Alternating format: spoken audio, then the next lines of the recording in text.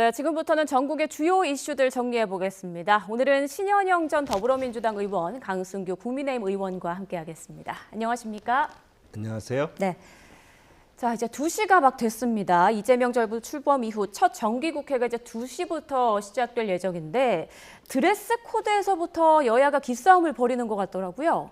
예, 그렇습니다. 우원식 의장이 한복을 입고 상징적으로 이번 그 100일 장장의 정기국회의 첫날을 장식하자라는 제안을 했는데 실제로 여당인 민주당은 아마 일부 한복을 입고 참석할 것 같습니다. 전부는 아니고 일부요. 예, 자율 선택으로 했거든요.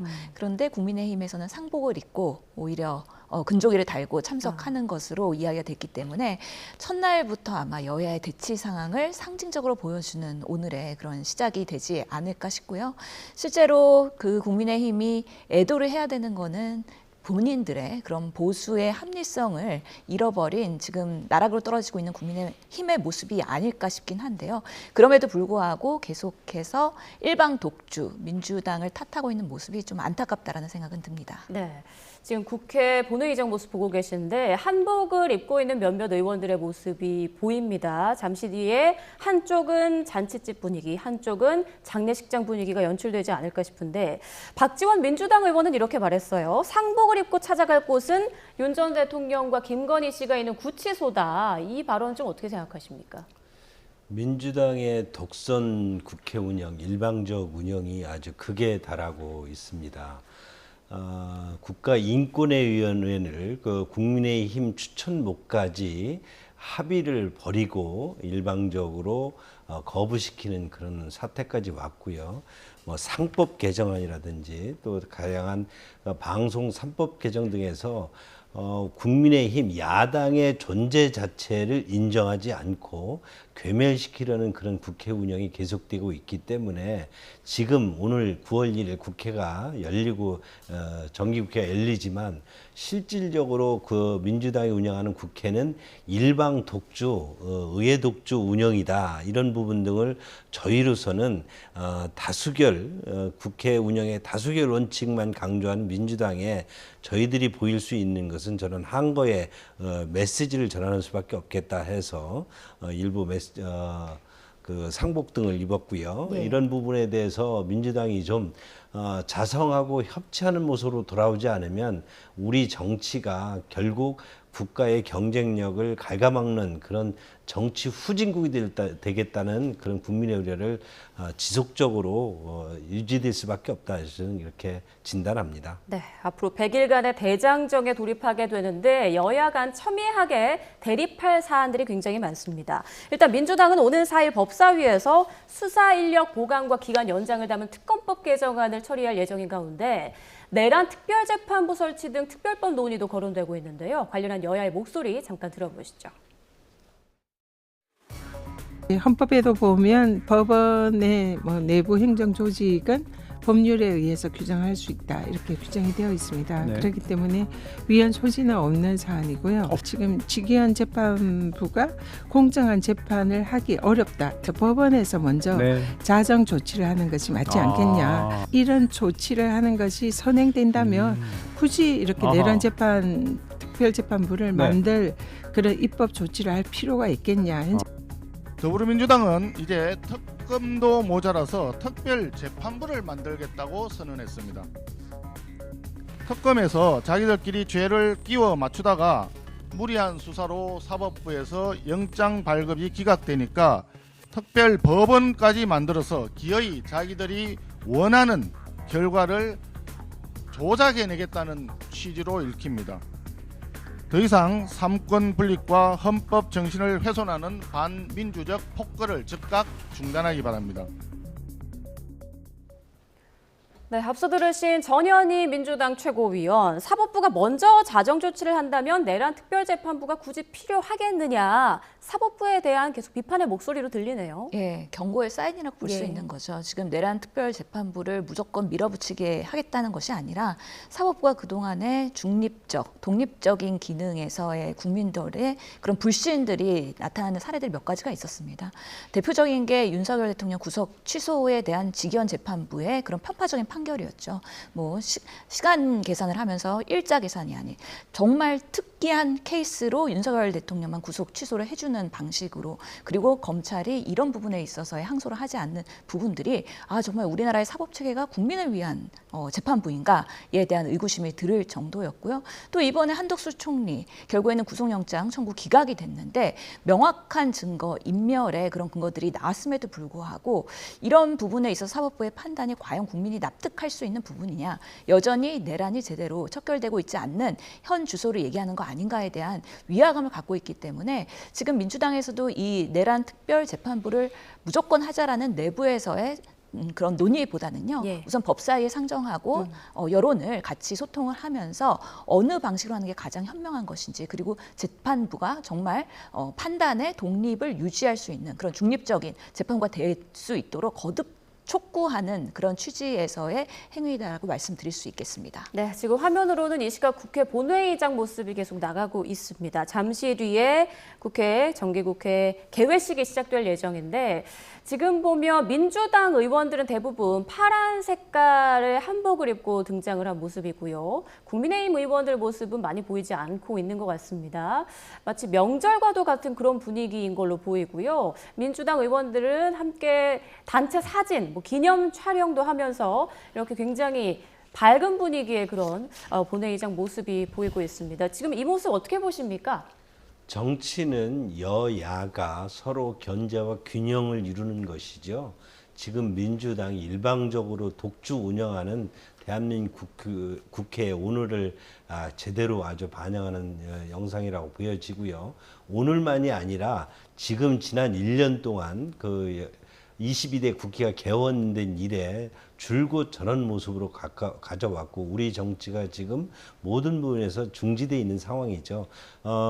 정치를 복원한다고 하면 저런 모습이 국민들에게 어떻게 보여져지는지를 저렇게 이상한 그림이라는 것을 국민들이 인식할 수 있도록 정치가 복원돼야 된다고 저는 상징적으로 보여지는 사진이라고 봅니다. 네, 지금 국민의힘 의원들도 일부 모습이 보입니다. 지금 검정색 상복을 입은 의원, 지금 정확히 누구인지는 보이지 않는데 갓까지 쓰고 나왔어요. 마치 캐대헌에 나오는 사자보이즈 같은 모습. 지금 민주당 의원 같은데요. 아직 그런가요? 국민의힘 의원들은 입장을 하지 않은 것으로 보이고요. 예. 실제로 지금 한복을 입은 취지는 여러 가지 화합의 그런 의미, 그리고 캐대언에서 하는 케이팝 데몬 헌터스의 그런 K컬처, 이런 부분에 있어서의 국가적인 그런 우리 한복의 문화를 알리기 위한 일부러? 하나의 방식의 사자보이즈. 의도인데요. 예. 안타까운 건 국민의힘도 같이 한복을 입고서는 같이 이렇게 어우러졌으면 얼마나 좋았을까. 그럼 우리 국민들이 봤을 때도 22대 국회가 정말 화합의 장으로서 협력 정치를 하는구나에 대한 그런 기쁜 마음으로 바라볼 수 있을 텐데요. 국민의힘은 아마 상복을 입고 한꺼번에 입장할 것으로 보입니다. 네. 그리고 어떤 부분에 있어서의 또 불만이 있으면 언제 또 튀어나갈지 모르는 상황이기 때문에 아직까지도 22대 국회가 정말 여당 중심으로 돌아가고 있는데, 그럼에도 불구하고 오늘 장동혁 또 대표가 김민석 총리를 만나면서 협치와 화합, 이런 소통을 얘기했거든요. 예. 그런 면에서의 야당에서도 어느 정도의 협력하는 모습, 적어도 국민들의 대표라면 국민들의 그런 민의를 반영하는 모습들을 국민의힘에서 보여주기를 바란다라는 마음으로 바라보고 있습니다. 네. 자, 지금 갓까지 쓰고 있는 민주당 의원들의 모습 보이는데, 이걸 캐대헌, K-팝의 어떤 그런 분위기를 이어가고자 하는 그런 하나의 컨셉이라고 설명을 해주셨습니다. 지금 국민의힘 의원들은 아직 입장을 하지 않은 것 같습니다. 단체로 입장을 할 것 같은데, 이번 정기국회 100일간의 대장정에 돌입하는데요. 어떤 부분에서 가장 첨예한 갈등이 빚어질 걸로 보세요? 정치는 쇼가 아니고 정치는 민생이고 정치는 국익이고 대한민국 자체입니다. 정치가 무너지면, 그리고 한낱 쇼에 지나친다고 하면 국민의 민생이 제대로 챙겨질까요? 정기국회는 대한민국의 내년 한 해 살림에 올해 예산도 심의해야 되고 다양한 입법을 통해서 낡은 틀을 바꾸고 새로운 미래에 변화된 그런 제도를 만드는 것이 국회 아니겠습니까? 그런 입법과 예산 심의가 저렇게 정치 쇼로 시작되고 그것을 일방 독주로 시작된다면 국민의 힘이 그것에서 그저 쫓아가는 들러리 서는 그런다면 야당이 왜 필요하겠습니까? 지금 이 모습을 국민들께서 좀 명확히 판단하시고 대한민국 국회가 어떤 모습으로 가야 되는지, 정말 쇼로 끝날 것인지 아니면 민생을 챙기고 국익을 논하고 대한민국의 미래를 다지는 입법과 예산 심의가 이루어질 수 있도록 국민들께서 아주 따가운 회초리를 보내주셔야 되지 않나 이렇게 생각합니다. 네, 지금 국회 본회의장 좌석이 착착 채워지고 있습니다. 지금 오른쪽에 국민의힘 의원들 모습인가요? 자리도 이제 많이 채워져 있는 그런 모습이고 잠시 뒤에 개회식이 열리면 좀 자세한 상황 더 들여다보도록 하겠습니다. 앞으로 그 국민의힘 권성동 의원에 대한 그 체포동의안 표결을 놓고 또 여야의 대치가 예상되는데, 자, 권성동 국민의힘 의원 지난 2022년 한학자 통일교 총재를 만나 큰절을 했다는 보도에 대해 반박하는 내용을 어제 SNS에 올렸습니다. 대선 기간에 통일교 방문과 인사를 한 건 사실이지만 금품을 받은 일은 없다고 밝혔는데요. 이어 정치인은 선거에서 한 표라도 더 얻기 위해서 모든 노력을 한다면서 성당에 가면 미사를 드리고 절에 가면 불공을 드리는 것처럼 종교시설에 방문하면 그 예를 따르는 게 상식이라고 밝혔습니다. 자, 그리고 한학자 통일교 총재는 또 관련 의혹에 대해 어제 첫 입장을 내놨는데요. 자신은 불법적인 정치적 청탁을 지시한 적이 없다며 의혹을 전면 부인했습니다. 직접 들어보시죠. 나의 지시로 우리 교회가 불법 정치 자금을 제공하였다는 허위 사실이 유포되고 있습니다. 어떤 불법적인 정치적 청탁 및 금전 거래를 지시한 적이 없습니다. 네, 권성동 의원은 인사는 했지만 돈은 받지 않았다라는 주장을 계속 이어가고 있는 상황에서 로마에 가면 로마법을 따라야 한다 이런 취지의 말을 했어요. 정치인이라면 누구나 권성동 의원이 답변한 것처럼 그런 입장을 갖고 있습니다. 저도 천주교 신자이지만 절에 가면 불교의 예를 갖추고 개신교에 가서 또 그 예배도 드립니다. 저런 특히 선거 기간에는 자기가 늘 다니던 종교 기관이 아니고 종교 활동이 아니더라도 어떤 특정 종교 단체에 가서 지지를 호소하게 되지요. 지금 권성동 의원과 한학자 총재가 얘기하는 통일교에서 뭔가 대가를 주고 권성동 의원에게 무슨 어떤 반대급부를 얻었다 하는 그런 내용에 대해서는 두 권성동 의원 그리고 또 한학자 총재께서 다 이런 사실을 부인하고 있는 상황이기 때문에 특검에서 이런 부분에 대한 여러 가지 지금 수사를 하고 있고 증거를 수집한 만큼 증거와 또 법리에 따라서 수사와 재판이 진행돼야 된다고 봅니다. 앞서 전해드린 것처럼 특검에서는 권성동 의원이 수사 정보를 유출한 부분도 지금 들여다보고 있는 상황인데, 일단 권성동 의원에 대한 체포동의안 표결 지금 예상으로는 오는 9일이나 10일쯤 이루어질 것으로 전망됩니다. 권 의원이 체포동의안 뒤에 숨지 않겠다, 불체포 특권 뒤에 숨지 않겠다라고 밝혔지만 국회에서는 절차가 계속 진행되는 거잖아요. 그렇죠. 순리대로 되는 거죠. 사실은 숨고 싶어도 숨을 수 없는 상황이지 않습니까?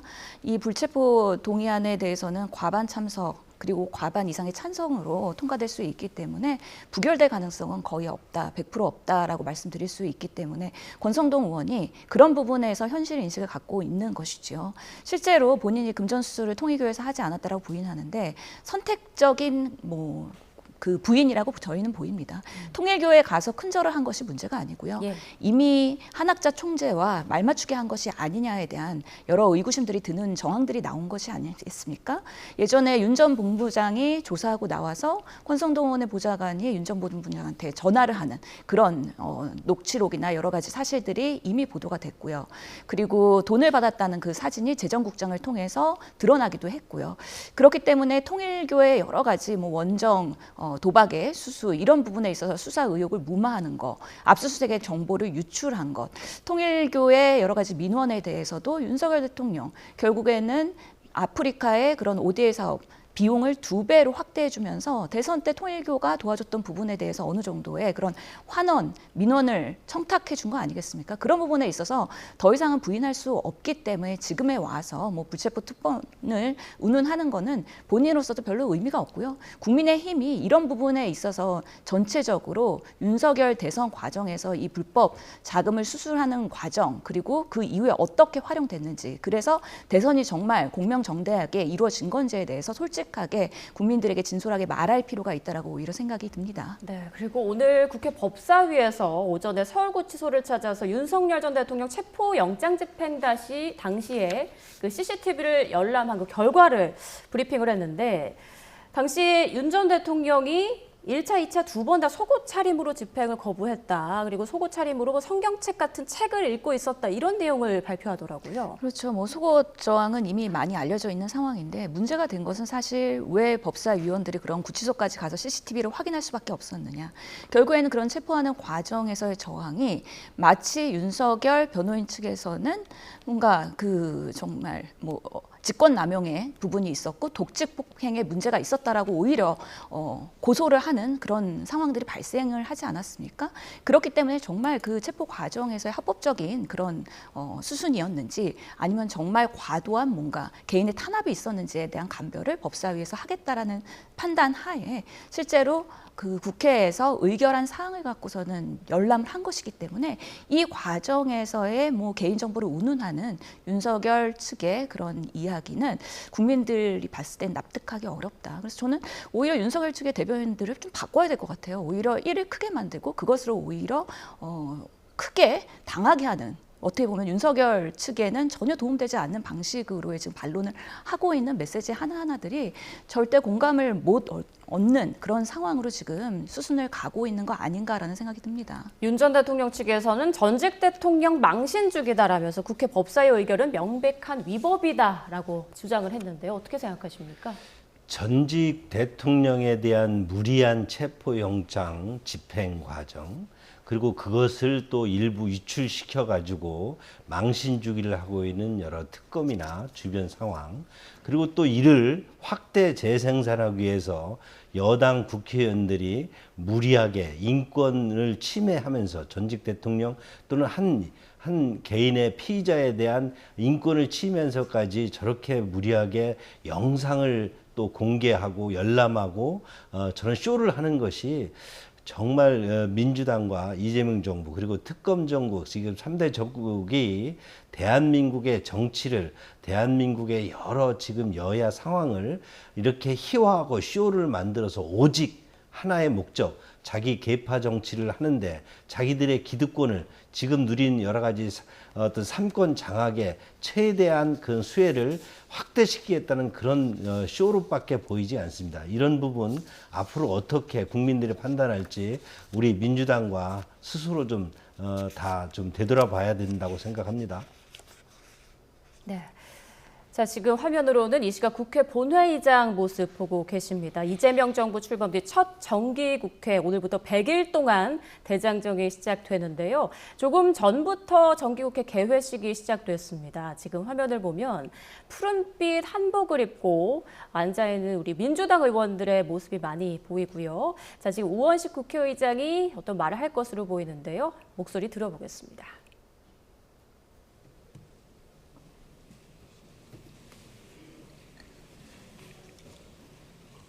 네, 역시 우원식 국회의장도 한복을 입고 개회식에 참석을 했습니다. 우원식 국회의장이 당초 한복을 입자라고 제안을 했었죠.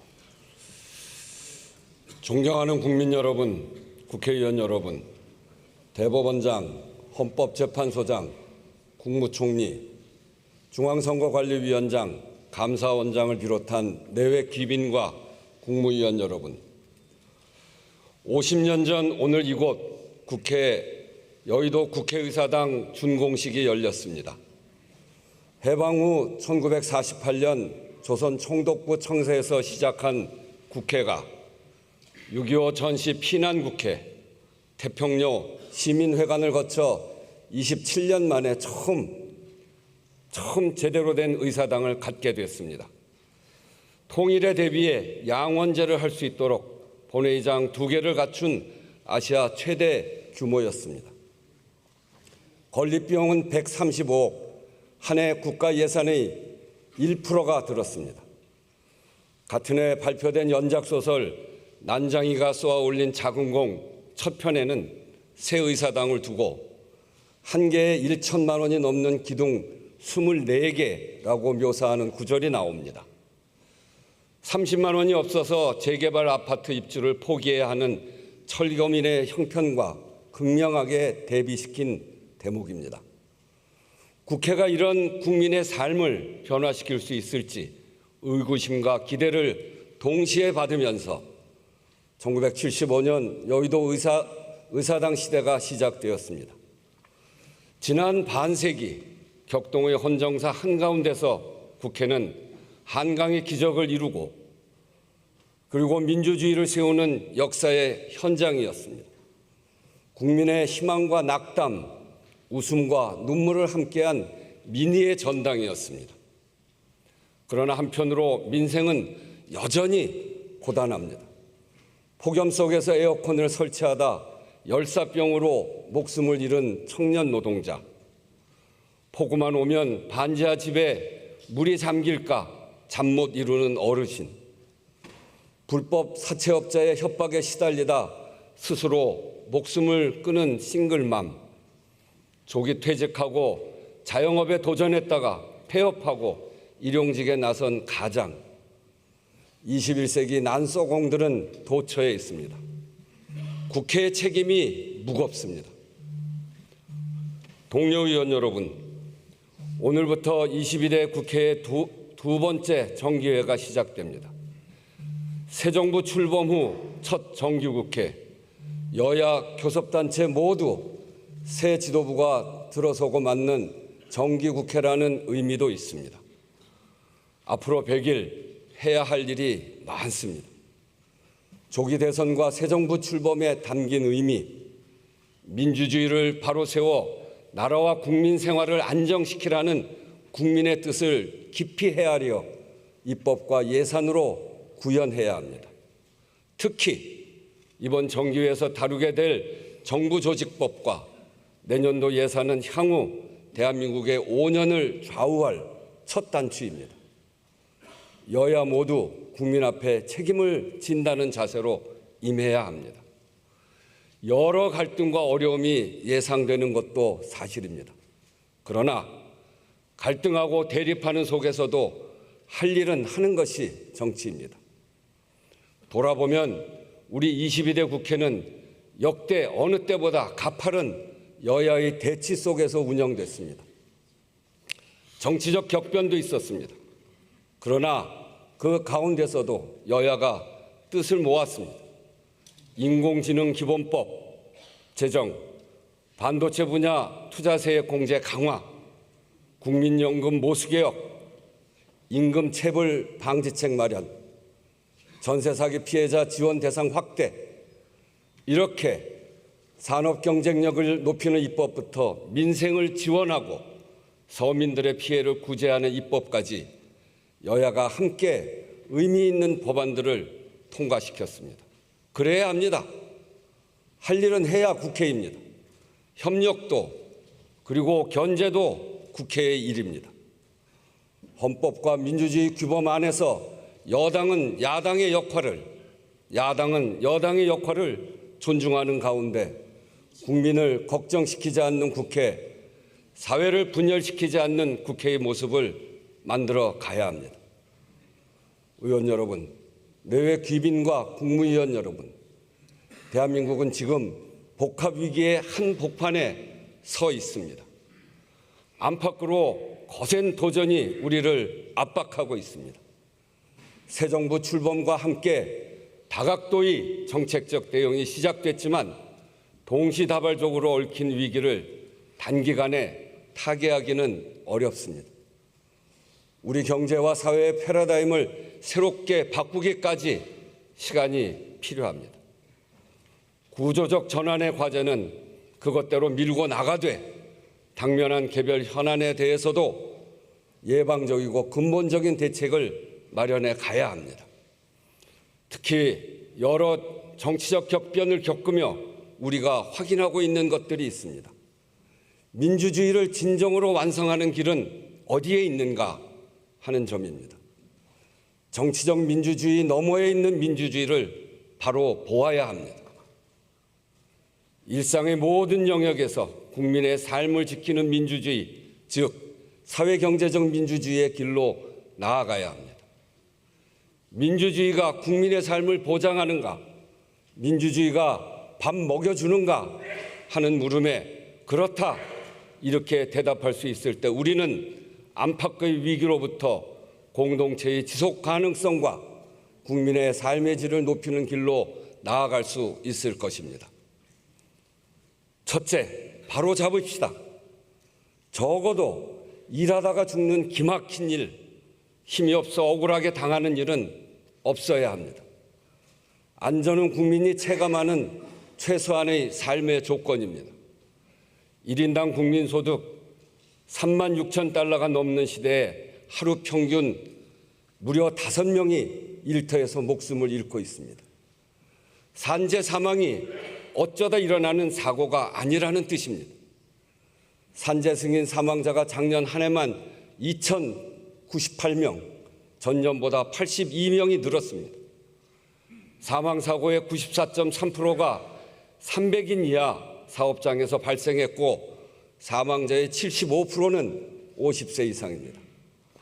큰 기업체에서 발생해 사회적 관심이 집중된 사건은 겉으로 드러난 일부일 뿐 영세사업장에서 나이 많은 노동자가 더 많이 희생되고 있다는 것입니다. 산재가 생산 방식 일부로 자리 잡았다는 진단이 정말 아픕니다. 산재는 개인의 불운이 아니라 구조적 불평등의 문제입니다. 산재에 대한 국가 책임을 높여야 합니다. 정부도 강력한 의지를 밝히고 있습니다. 행정, 입법, 사법이 함께 가야 합니다. 그래야 실질적으로 예방하고 대응할 수 있습니다. 위험의 외주화를 차단하고 원청의 책임을 강화하는 방향으로 입법과 정책적 대응 수준을 높여야 합니다. 산업안전보건법 개정을 비롯한 정책 대안이 이미 많습니다. 산재 예방 사업 예산도 적극적으로 확충해 가야 합니다.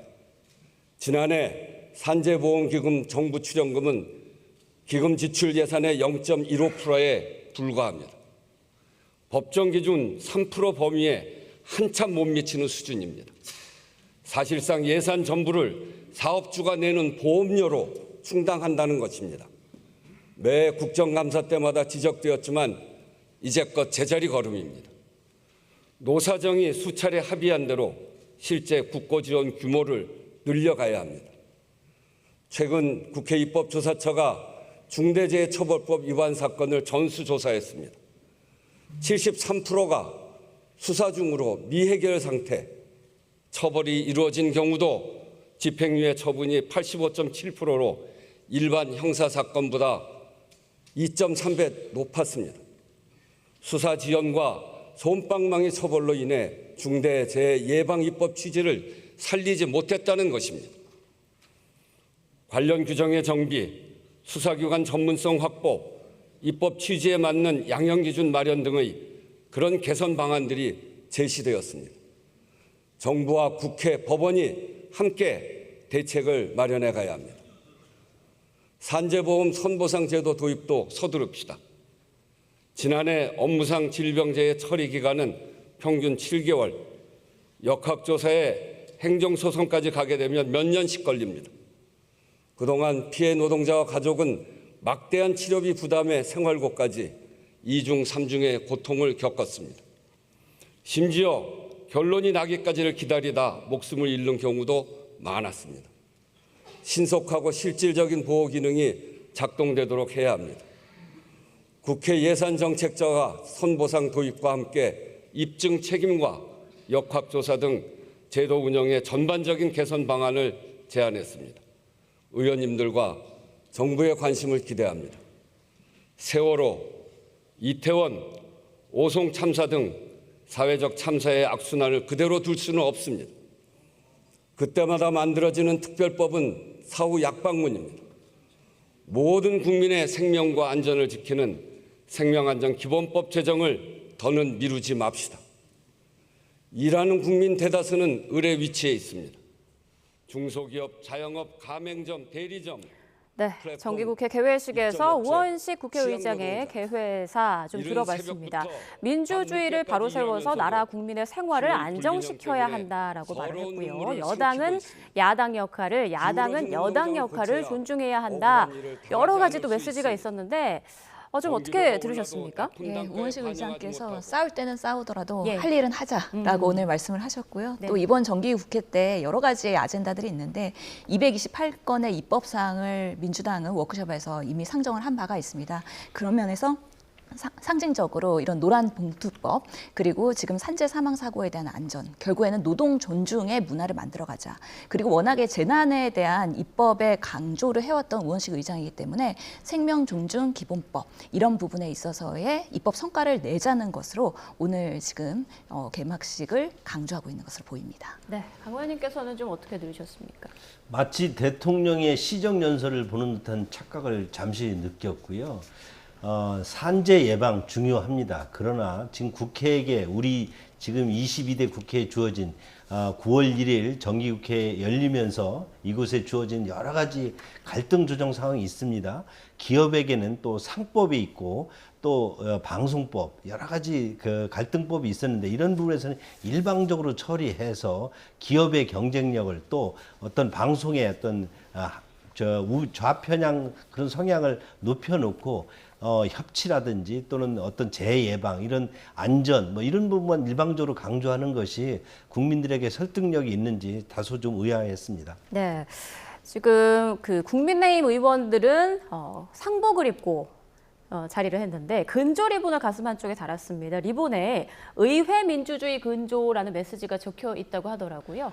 지금 지난 1년 동안 국민들이 지켜보지 않았습니까? 대한민국 국회에서 어떤 일이 있었는지.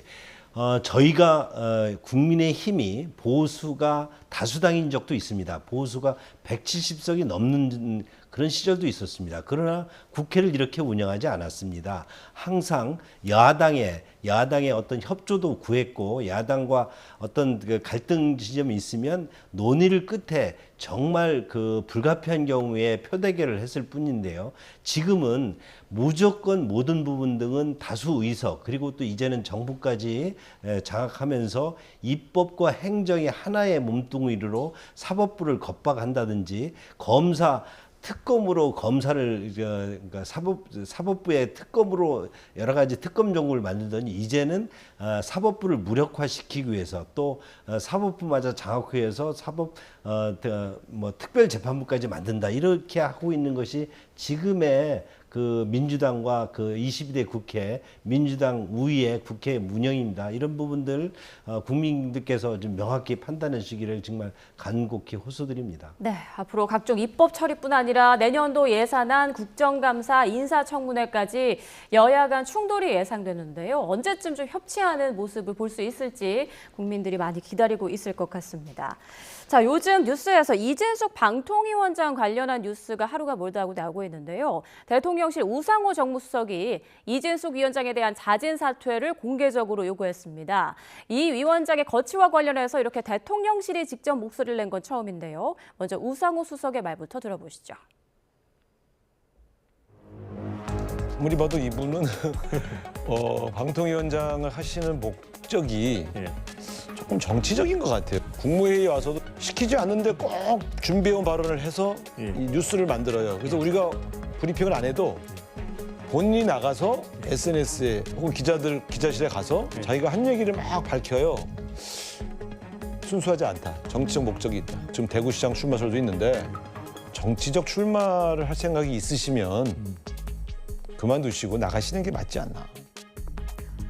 이진숙 위원장은 이에 반박하는 글을 SNS에 아주 길게 올렸습니다. 우선 대구시장 출마설에 대해 내년 8월까지로 예정된 임기를 채우면 지방선거 출마는 불가능하다고 밝혔습니다. 또 자기 정치는 없다며 국무회의 때 있었던 일을 대외적으로 얘기한 적도 없고 언론에 보도된 기사가 사실을 왜곡할 우려가 있을 때 정정해줬을 뿐이라고 주장했습니다.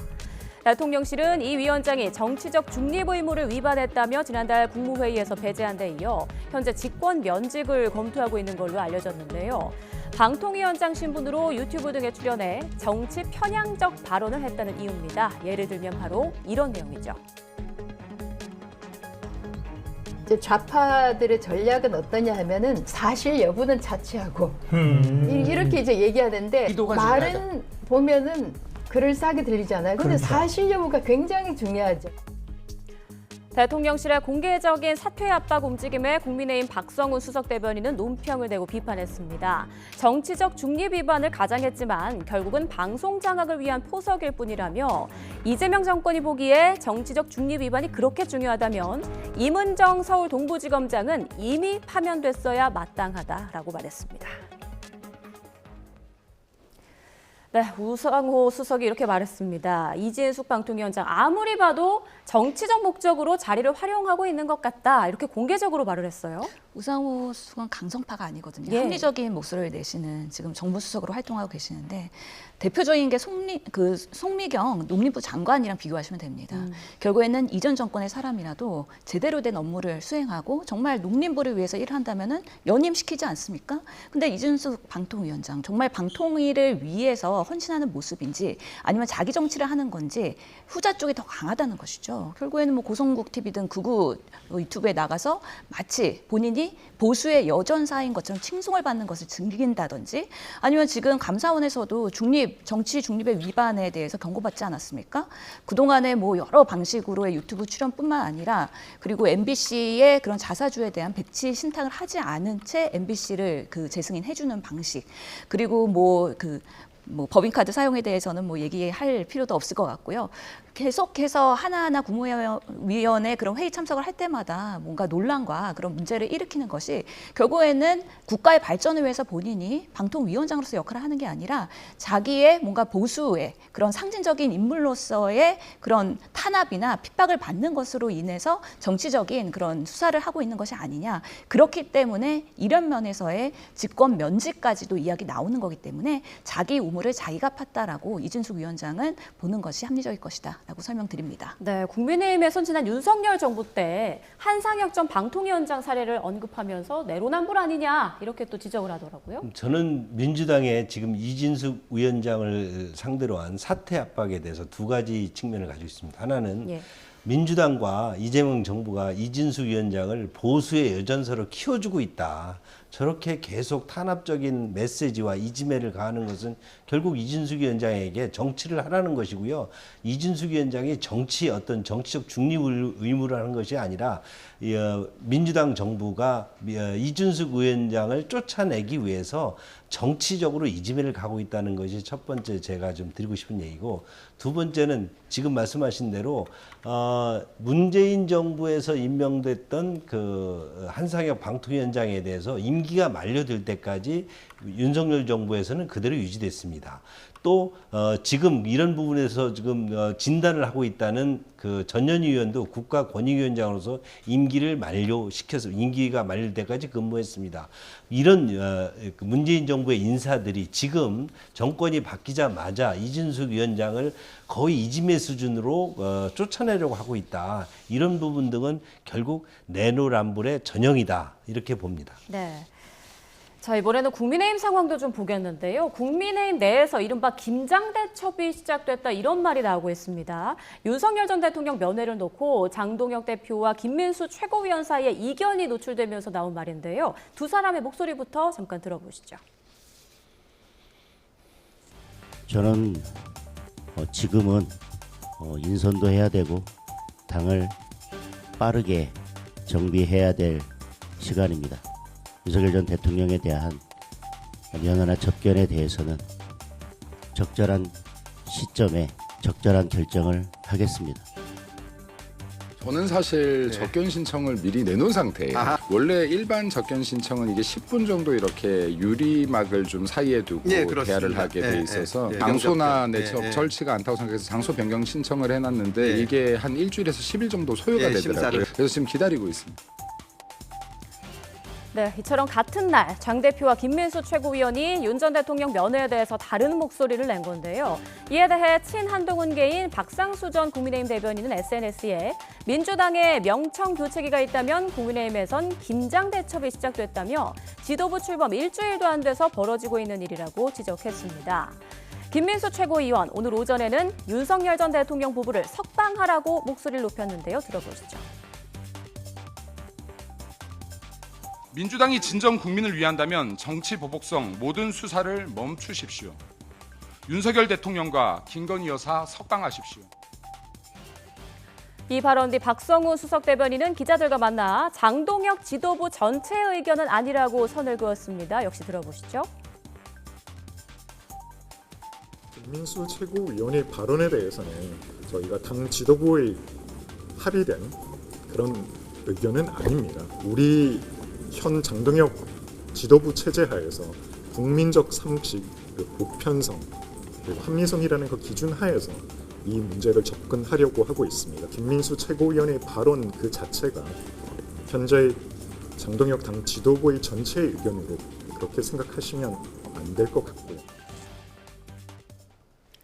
네, 이 내용은 강 의원님께 먼저 여쭤보겠습니다. 김장 대첩 시작된 겁니까? 김장 대첩이 아니라 김장은 원래 한 몸이었습니다. 하나의 아이덴티티에서 출발했습니다.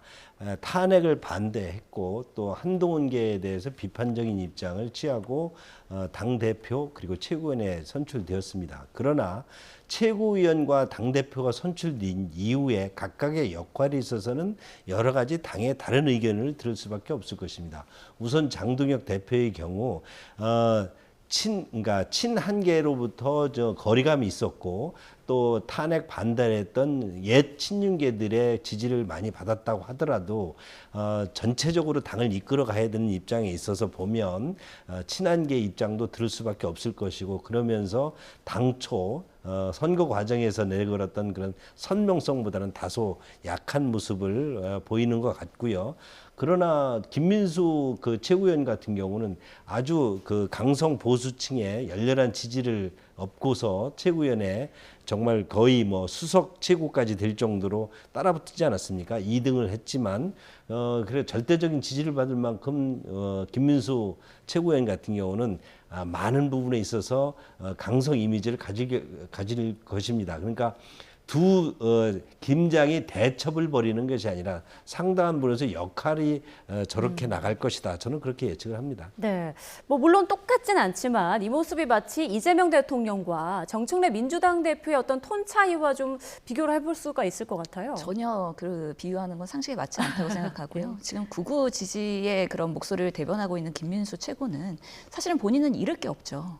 국회의원도 아니고요. 극우를 대변하면서 전당대회를 통해서 여기까지 오지 않았습니까? 더 강하게 어필해서 결국에는 본인의 팬덤을 만들고 그러면서 결국에는 원내에 입성하는 게 궁극적인 목표가 아닐까 싶고요. 장동혁 당대표는 결국에는 당대표이면서 지금 재선 의원 아니겠습니까? 그리고 결국에는 당대표가 평가받는 거는 내년에 지선일 것입니다. 선거에 이기기 위해서 국우의 목소리를 대변하는 그런 최고 지도부를 컨트롤하지 못하는 이 모습을 보고 국민들께서 여전히 국민의힘이 정신 못 차렸구나. 여전히 윤석열, 김건희 소환하는구나. 그런 면에서 헌재의 탄핵 심판을 인정하지도 않는구나 라고 하면서 냉혹한 판단을 할 것이기 때문에 이런 부분에 있어서 김민수 최고가 매번 최고 지도 회의할 때마다 이렇게 반란을 일으키면 결국에는 당혹스러운 거는 국민의힘 전체 지도부이자 국민의힘 전체 국회의원들일 것이다. 그리고 내년 선거에서 상당히 이런 부분에 심판받을 것이다. 라는 생각이 듭니다. 네, 강 의원님께 마지막 질문 드리겠습니다. 한동훈 전 국민의힘 대표가 한때 자신의 측근이었던 장동혁 신임 당대표에게 축하 인사를 건넸어요. 상식과 민심에 맞게 당을 잘 이끌어달라 이렇게 부탁하기도 했는데요. 앞으로 어떻게 관계 설정이 좀 이어질까요? 장동혁 대표가 선거 과정에서는 반환계의 어떤 여러 가지 그 공약 등을 분명히 한 만큼 한동훈 전 대표도 긴장을 했었을 것이고요.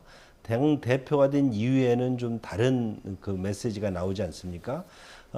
그런 측면에서 한동훈 대표도 한 3, 4일 후에 어떤 축하 메시지를 보낸 것은 이런 장동혁 대표의 여러 가지 좀 완화된 메시지에 축하 인사로서 답변한 것이 아닌가 그렇게 이해가 됩니다. 네, 두 분과는 여기서 인사 나누겠습니다. 지금까지 신현영 전 더불어민주당 의원, 강승규 국민의힘 의원과 함께했습니다. 고맙습니다.